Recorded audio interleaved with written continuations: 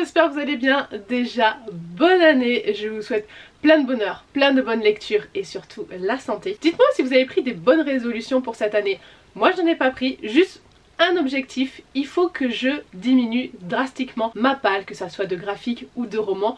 En gros, à la fin de l'année, il faut qu'il y ait plus de livres qui soient sortis de ma palle, soit en faisant du tri, soit en les ayant lus, qu'il n'en rentre. Aujourd'hui on se retrouve pour les sorties littéraires romans. Je ne vous fais pas les graphiques parce que sinon on en aurait pour 4 plombes. Déjà que là je vous ai sélectionné je crois 75 romans, autant vous dire qu'on va passer assez vite. Je vous mettrai les liens des livres en partie plus information parce que 75 livres je peux vraiment pas m'attarder sur tous. En short je vous ai déjà publié une vidéo avec les sorties romans de ce mois-ci mais juste les photos et je vous ferai la même chose toutes les semaines avec les graphiques. Certains romans que je vais vous donner ont deux sorties, d'abord en numérique et après en papier. Moi à chaque fois quand il y a les deux je vais vous donner la date de la sortie papier. Entre le moment où j'ai préparé cette vidéo, le moment où je la tourne et le moment où elle sort, il y a parfois des modifications notamment de date de sortie. C'est pour ça que je vous mets un lien Amazon en partie plus d'informations, vous verrez les dates de sortie à chaque fois et c'est là où vous verrez si c'est modifié ou pas, donc je m'en excuse. Parfois c'est annoncé aussi comme un one shot et finalement il y a une suite mais on n'a pas eu l'info sur le moment. Bref voilà, il y a certaines petites infos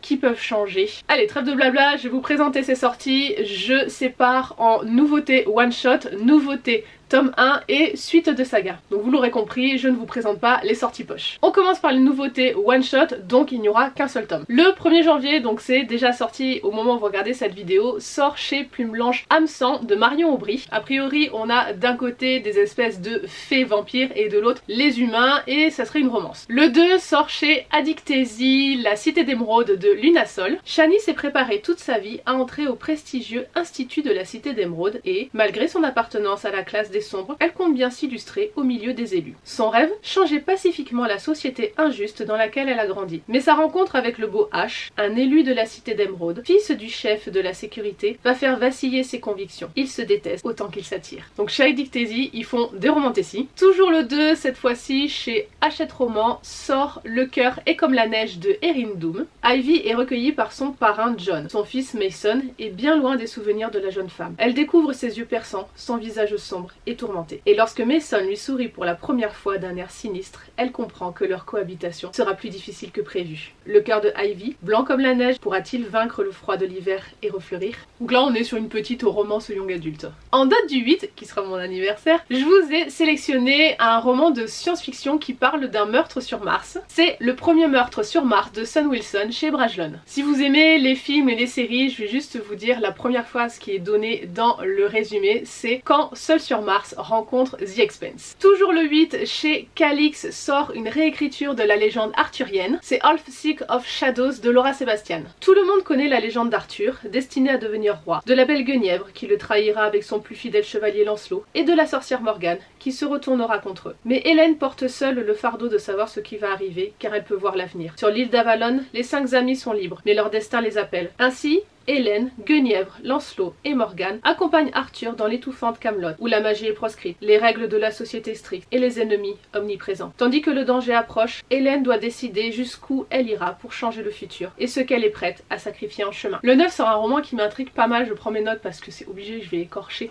le nom de l'autrice, je m'en excuse si j'écorche des noms par moment. Donc le roman s'appelle Médicis Est, c'est de Kathleen Schneiderhan chez De Saxus. Florence 1517. La puissante famille Médicis règne en maître sur la ville et ne cesse d'étendre son influence sur l'Italie. Le jour même où le pape Léon X rentre d'exil, la jeune voleuse Rosa Cellini revient dans sa ville natale. Cela aurait pu n'être qu'une coïncidence, mais rien dans la vie de la jeune femme n'est laissé au hasard. Face aux manigances du pape et des Médicis, qui extorquent une montagne d'argent au peuple florentin, Rosa décide d'agir. Elle constitue une équipe composée des meilleurs brigands de toute l'Italie avec un seul but, réaliser le plus grand braquage de la Renaissance. Alors lui, je suis pas sûre de comment on le prononce. Le 13 sort Love Bruises, je sais pas, de Julie Thomière chez Alter Real. C'est une romance avec des trigger warnings entre une nana qui cherche à découvrir qui a tué sa mère et un coach sportif. Le 13, toujours chez Alter Real, sort Tout ce qui nous oppose de Laura Sand. Donc on est sur une romance. On a Archibald qui est un écrivain qui enchaîne les best-sellers, mais un jour c'est le syndrome de la page blanche. Du coup, pour retrouver l'inspiration, il s'envole au Canada et loue un chalet. Melvin, elle, est photographe animalière et elle en a marre de sa grisaille londonienne, donc pareil, elle s'envole au Canada. Le chalet qu'elle elle était censée avoir subi un dégât des eaux. Elle se retrouve à cohabiter avec Archibald dans le chalet d'à côté. A priori on va être sur des joutes verbales, ça doit être du Grumpy Sunshine aussi. Je vous avouerai que le pitch de base, je le trouve un peu chelou. Genre la personne qui loue les chalets, elle va dire à deux inconnus, ben voilà, vous allez cohabiter. Bah non, à voir comment c'est amené, mais je trouve ça un peu bizarre. Le 15 sort un jeunesse, c'est la lignée des maudits de Blue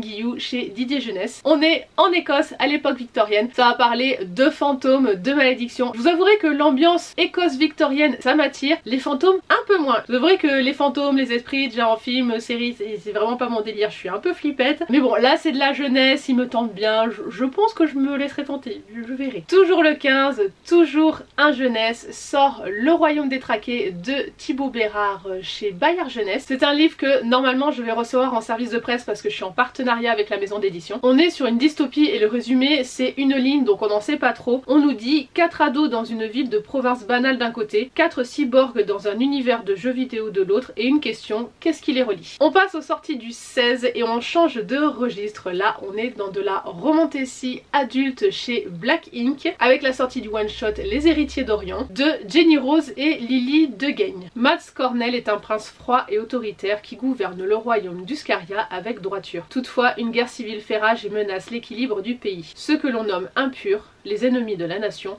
sont décidés à récupérer le trône. Pour assurer la défense d'Uscaria, Mads accepte de se fiancer à la princesse d'un puissant peuple mercenaire. Il y a cependant une condition pour que cet accord fonctionne. Le prince doit être un amant exemplaire lors de la cérémonie de la première nuit, l'une des rares disciplines dont il ne maîtrise rien. Astrid, fille du peuple impur, s'est laissée capturer par la couronne. Entre l'esclavage et la mort, elle choisit de servir ceux qui ont massacré les siens et se lance un pari risqué. Proposer au prince, cet homme qu'elle est plus que tout, de lui enseigner l'art de la sexualité. Il croit tenir là une poupée malléable et obéissante. Elle pense contrôler la situation.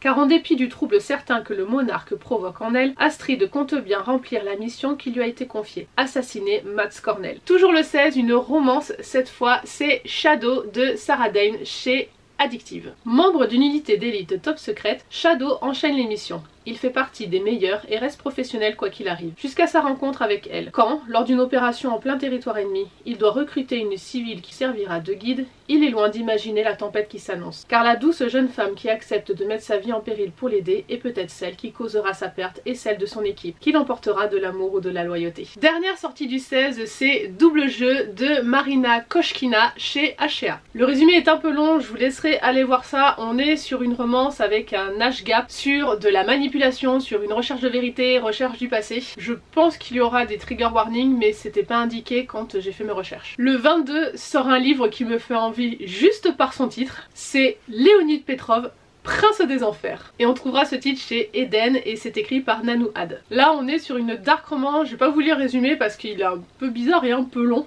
Pareil, je vous laisserai aller voir ça. Mais on est sur les mots-clés mafia russe, traumatisme psychologique, passé douloureux, amour possessif. Bonne dark romance comme on les aime. Toujours le 22, là on est sur un titre qui m'attire non pas par le titre mais par la couverture. C'est In the Shadow de Elema Decker chez Collection EH. Harmony n'avait pas du tout prévu d'intégrer une agence secrète dans le cadre de ses fonctions. En tant que psychologue spécialisée en analyse des comportements, elle sait gérer les personnalités compliquées. Mais elle n'avait jamais imaginé devoir s'associer à l'une d'elles. Edan, un nouveau coéquipier, est aussi dangereux que fâcheusement séduisant. Harmony est chargée de l'accompagner en mission d'infiltration pour démasquer des malfaiteurs. Mais chaque fois que l'ancien mafieux pose ses prunelles provocatrices sur elle, une chaleur se loge dans sa poitrine. Elle perçoit chez Edan le même frisson de danger qui l'a poussé à accepter son contrat. Or, elle le sait, le laisser s'approcher un peu trop près pourrait compromettre leur travail. Cet homme entouré de mystère vaut-il la peine qu'elle cède à la tentation? Le 23 sort une romance qui est cette fois-ci beaucoup plus mignonne. C'est Les étoiles dans tes yeux de Justine Brajou chez Nisha etc.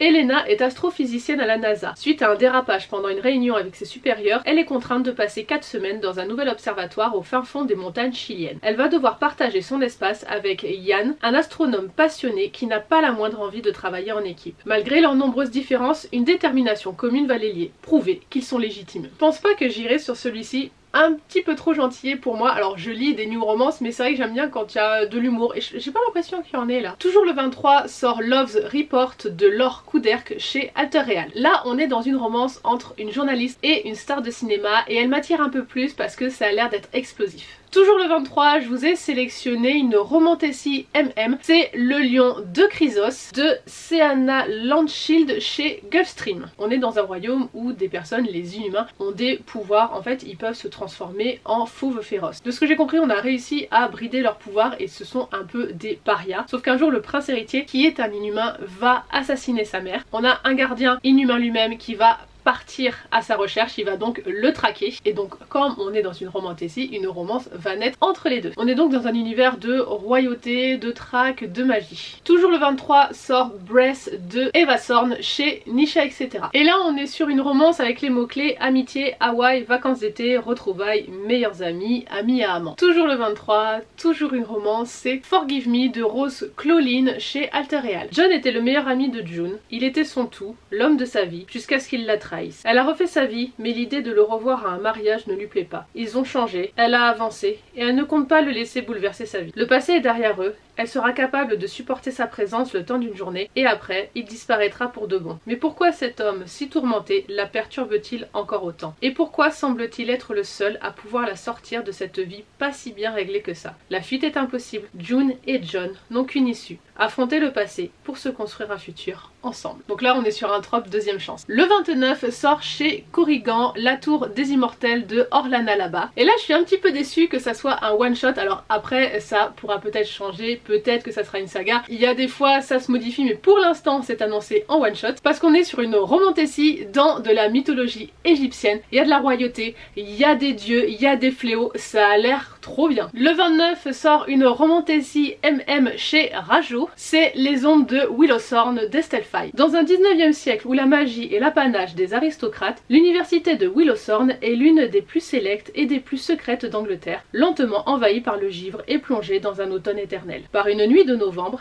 à Londres, Liam, un bâtard irlandais des bas-fonds, échappe à un guet-apens et découvre qu'il est le fils illégitime du duc d'Arbonne. Envoyé à Willowthorn par son père mourant, il devra lutter autant pour s'intégrer là-bas que pour survivre, dans un monde hostile dont il ignore les codes et où le moindre faux pas peut lui être fatal. Épaulé par Wendy et Jude, ses amis d'enfance avec qui il forme un trio inséparable, il cherchera son chemin parmi les secrets et les fantômes, tout en tombant malgré lui sous le charme de l'intrigant Sohan Crow. Le 30 janvier, dernière sortie que je vous ai sélectionnée dans les one-shot, c'est Wicked Game d'Anita Higgins chez Addictive. Anita Higgins qui a fait notamment la saga Le Jeu des Tricheurs et le one-shot Beautiful Sinner. Amaya rejoint Londres en espérant écrire une nouvelle page de son histoire, une qui ne sera pas tachée de sang et d'horreur. Mais son arrivée ne se déroule pas comme prévu. Elle se retrouve à devoir cohabiter avec Hunter, le meilleur ami de son grand frère, un brillant neurochirurgien un peu particulier. Un homme qui contrôle au millimètre près le moindre aspect de sa vie et qui lui est interdit en tout point. Hors de question d'être attiré par les ombres qu'elle voit danser dans son regard, qui semble aussi hanté que le sien.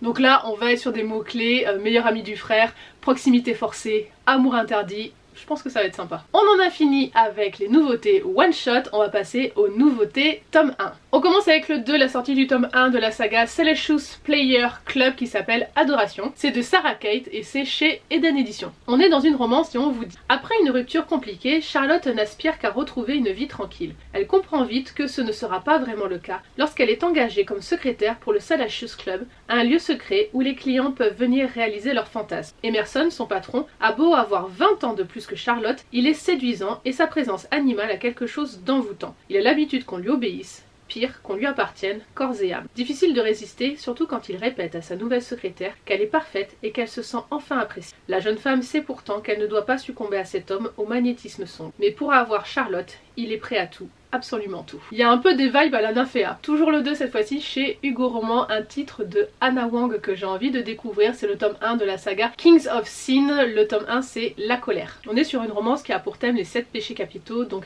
un roman, un péché, et on est sur un trope de mariage arrangé. Toujours le 2, je vous ai sélectionné une sortie en science-fiction et plus précisément une dystopie. C'est le tome 1 de Snow Globe de Soyun Park chez Nathan Jeunesse. On est dans un monde recouvert de glace suite à une crise climatique. Sous le dôme parfait du Snow Globe, seule distraction de l'humanité, se déroulent en continu des programmes de télé-réalité. À 16 ans, Shobham ferait tout pour rejoindre le Snow Globe jusqu'à ce qu'elle soit choisie pour remplacer une actrice star qui vient de se suicider. idée. On n'en sait pas plus sur résumé, on nous dit aussi que c'est une dystopie qui nous plongera dans un univers entre Snowpiercer, The Truman Show et Hunger Games. Une autre parution du 2 janvier qui me fait bien envie, c'est Défier les ombres, le tome 1 de la saga La Brume Assassine de Catherine Quinn chez Roncière. On est donc sur une romantécie entre un commandant et une recrue. Après on n'en sait pas plus sur l'univers a priori, on sait que voilà c'est un peu un monde de cauchemar, il y a une brume, des choses comme ça. Mais on n'en sait pas plus. Après moi j'adore les publications de Roncière donc je vais y aller. Toujours le 2, on a la première sortie du nouveau label d'Albin Michel qui s'appelle Nox. C'est leur label de New Romance adulte. Et il sort donc le tome 1 de Westworld de Lena Kieffer. 2 ans qu'Elena n'était pas retournée à New York. 2 ans que sa sœur Valérie et le petit ami de celle-ci ont été retrouvés morts après une nuit de fête et d'excès. À l'époque, Elena n'avait pas eu le courage d'affronter la haine de la famille d'Adam.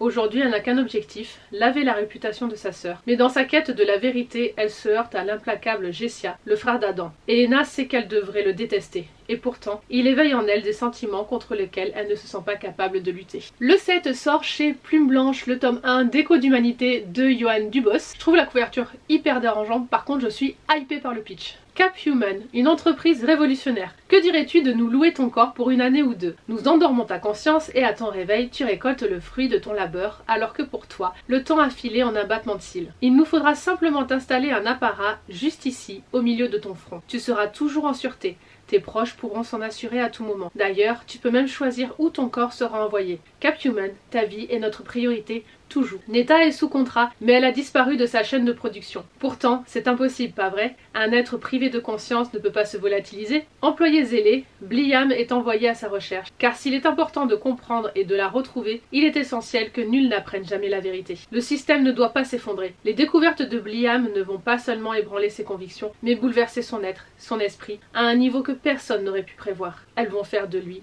un écho. Le 8 janvier sort chez Brajlon le tome 1 de la saga Le Chêne et le Hou qui se nomme L'Oiseau dans la bibliothèque de K.A. Lin ou Linde, je sais pas comment on le prononce. Et tout ce que je vais vous dire c'est que c'est une romantécie inspirée de La Belle et la Bête. Également le 8 sort chez Collection EH un roman qui me hype juste par sa couverture. C'est le tome 1 de Before Storm qui se nomme Le Candidat. Et c'est de Emily X. On est sur une romance entre une nana qui bosse pour un cabinet de lanceurs d'alerte et une de ses cibles. Sa cible n'est autre que le favori dans la course à la présidence. Toujours le 8, toujours une romance mais cette fois-ci chez Ashlab. C'est Lakefront Billionaires, le tome 1.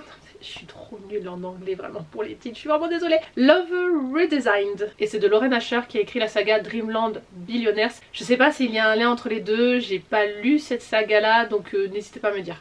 Dans le doute, je vais pas vous lire le résumé de peur de vous spoiler quelque chose. Je vous laisserai aller voir ça si vous voulez en savoir plus dans les liens que je vous ai mis en partie plus information. Le 9 sort un titre chez Ashlab, donc uniquement en e-book, mais je vous l'ai mis parce que l'autrice est connue. C'est Calypso Cardin, l'autrice de la saga Lady Oubliée, mais aussi Styx Riders. Et donc là, sa nouvelle saga s'appelle Zell avec le tome 1, Plume de Feu. On va être encore dans le mystique parce qu'apparemment, il y a des démons, il y a des fantômes et un bikers aux ailes de feu. Sauf que ce motard veut tuer notre héroïne. Toujours le 9, mais cette fois-ci chez Scrineo, sort Les Brûleurs d'Or, le tome 1, Les Apprentis de Morcelieu, et c'est de Alice Paria. Entre les tristes murs de l'institut, Cléo rêve d'aventure. Orpheline laissée pour compte, elle vole pour se payer les leçons de l'enchanteur Balabus. Mais cela ne lui suffit plus. Alors qu'elle semble vouée à une morne existence, Lazarus surgit dans sa vie. Ce jeune homme mystérieux et plein de charme invite Cléo au château de Morcelieu, où elle aura la chance de suivre des cours de magie. Mais Cléo est dépassée par l'écart de niveau entre elle et les autres apprentis. Le rêve devient cauchemar lorsqu'un complot visant la couronne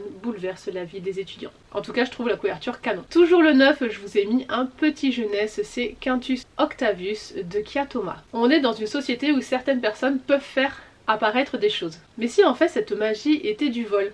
Et je vais vous dire juste ça pour le résumé. Dernière sortie du 9, on est sur une romance chez Roncière. C'est le tome 1 de Almond Bay, Toute la haine que j'ai pour lui. Et c'est de Megan Quinn. J'ai choisi de tout plaquer et de retourner dans ma ville natale d'Almond Bay pour me rapprocher de mon petit ami. Toutefois, à mon arrivée, celui-ci rompt avec moi. Bien décidé à me venger, je me rends chez son patron, le célèbre musicien Ace Faro, afin de lui rendre tout ce que mon ex a volé depuis qu'il travaille chez lui. Hélas, au moment de déposer le carton, je tombe nez à nez avec l'artiste en personne. Ce dernier me pose alors un ultimatum, devenir son assistante ou être dénoncée à la police pour complicité de vol. J'étais déterminée à le détester, mais ma haine survivra-t-elle à notre proximité forcée? On passe au 15 janvier avec une sortie chez Hugo Roman. C'est Insomnia, le tome 1 de The Royal Thorn, et c'est de Léa Nemesia. Et là on va être sur une romance sombre dans un campus avec une société secrète. Allez, on passe au 16 avec le tome 1 de Kiss Me de Billy Morgan chez Black Ink. Je vous laisserai aller voir le résumé, on est un peu sur des mots-clés. Amour interdit, amour compliqué,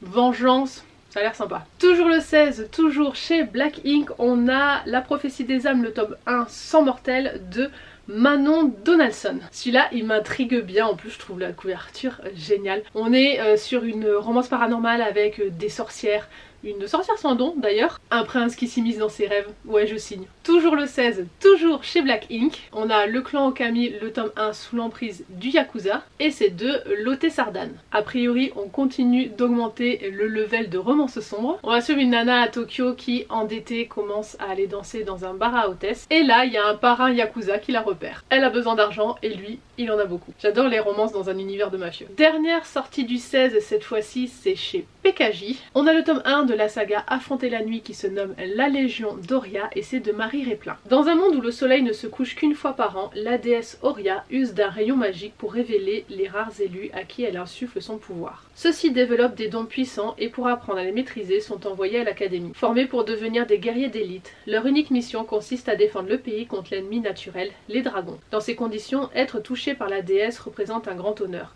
et revient à s'exposer à de graves dangers. Lorsque Liv est désignée par Oria, elle rejoint la terrible académie. Cours physique intense, leçons dangereuses, sans compter l'étrange attraction qu'elle ressent à l'encontre de Rylan, le capitaine et formateur des nouveaux arrivants. Liv a beaucoup de choses à assimiler si elle espère survivre. Et tout se complique quand elle commence à remettre en cause ce qu'on leur enseigne et la raison même de leur mission divine. On passe au 22 avec 3 parutions chez Bookmark. Les 2 premières sont dans la collection Lost Kingdom et la 3e dans la collection Infinity. On a tout d'abord La guerre des ombres, le tome 1, Le chant de la reine corbeau, c'est de Isabelle Lozac. Ensuite on a le tome 1 de la saga Les Moussailles, le chant des plus éternels de A.G. Millau. Et pour terminer, Golden Wolf, le tome 1, La malédiction du loup. Et celui-ci est de Shannon Myers. Shannon Myers qui est connu notamment pour ses sagas Les territoires alpha et Le jeu des couronnes. Toujours le 22, cette fois-ci chez Hugo Roman dans la collection Romantessi. On a Pomme d'or qui est le tome 1 de la saga Le Dernier Conte et c'est de Alexiane Thiel. Ma reine la bonne fée est morte, dernière fée encore en vie, Ariane doit sauver l'univers des contes car la nuit approche et avec elle la mort de toute chose. Pour cela, il lui faut créer un nouveau conte, mais les héros n'existent plus. À court de solutions et de temps,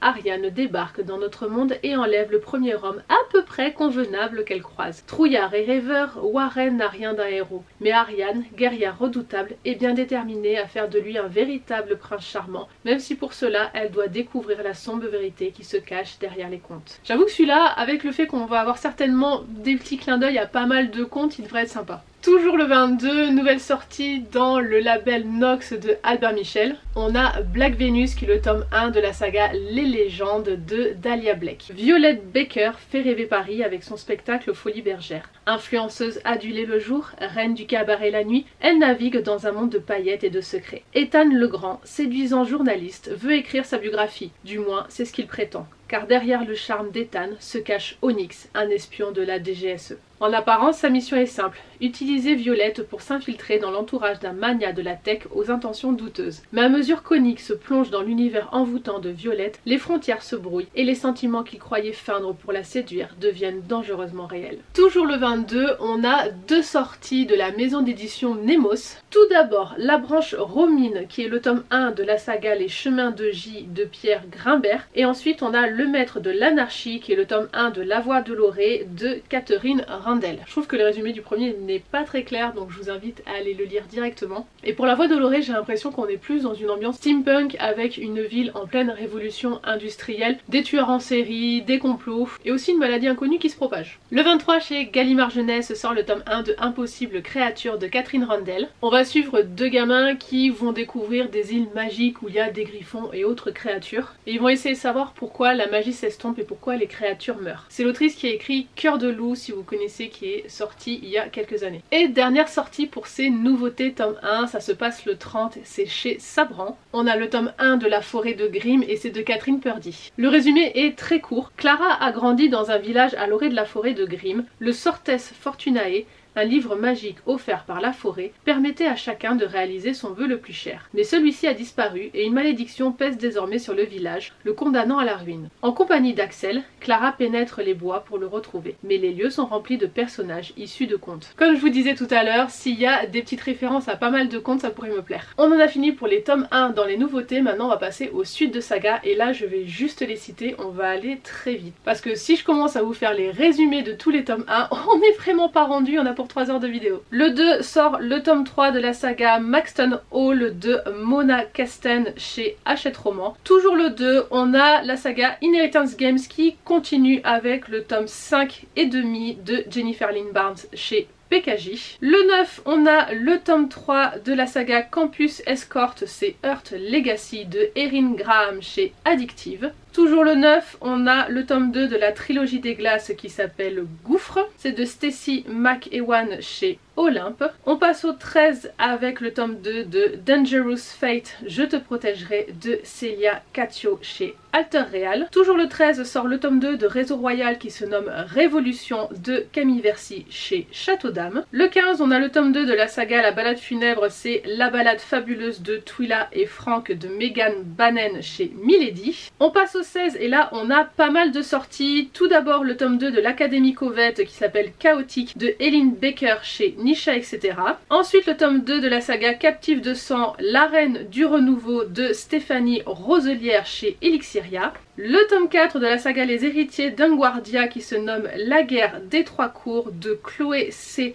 Peñaranda chez De Saxus. Ensuite on a le tome 2 de la saga Le Prince de Glace qui se nomme Le Roi des Flammes de LB Divine chez Céleste. Toujours chez Céleste on a le tome 2 de la saga Les Éden qui s'appelle Juniper Hill de Devney Perry. Le troisième tome de la saga Les Monstres de Papier qui se nomme La Dernière Étoile de Anne-Céline chez Lumen. Le tome 3 de Crookhaven The Island Est de Gigi Arcanjo chez PKJ. Et le dernier titre qui sort le 16, c'est le tome 2 d'Excalibur qui se nomme La Guerre des Couronnes de Gabriel Katz chez Scrineo. On passe au 22 où là on a quelques sorties. Défendre l'aube qui est la suite de Défier la nuit de Brigitte Kéméraire chez Rajo. Le tome 3 de la saga Dark Magie La Couronne déchue de Kel Carpenter chez Bookmark dans leur collection Lost Kingdom. Le tome 2 de Her Majesty's Royal Coven The Shadow Cabinet de Juno Dawson chez Calix. Et le dernier titre à sortir le 22, c'est le tome 3 de la saga Belladonna Revenge Meet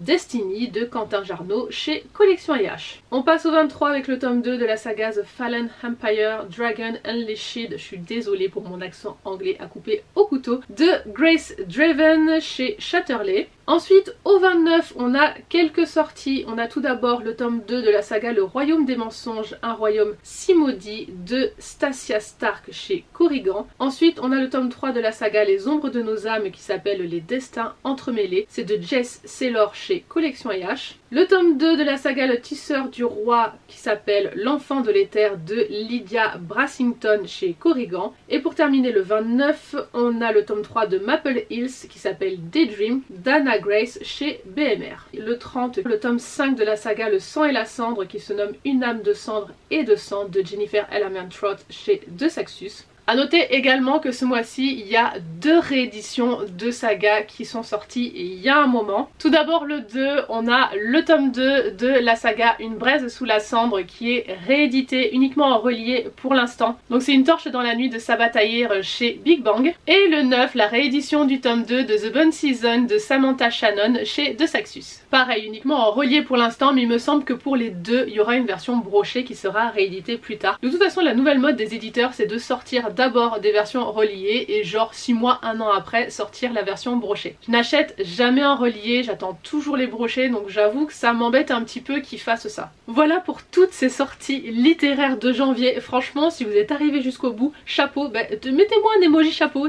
pour le coup. Bravo vraiment d'avoir tenu jusqu'au bout. N'hésitez pas à me dire en commentaire quelles sont vous les sorties qui qui vous font envie. Peut-être qu'il y en a que je n'ai pas cité parce qu'évidemment je pouvais pas tout mettre, j'ai fait une grosse sélection. C'est vrai que je sélectionne tout ce qui est fantasy, romantasy, new romance, dark romance, que ça soit jeunesse, young adulte et adulte. Je fais quand même une sélection assez large, mais je peux pas tout mettre. En tout cas j'espère que ça vous a plu et je vous dis à la prochaine pour une nouvelle vidéo. Bye bye.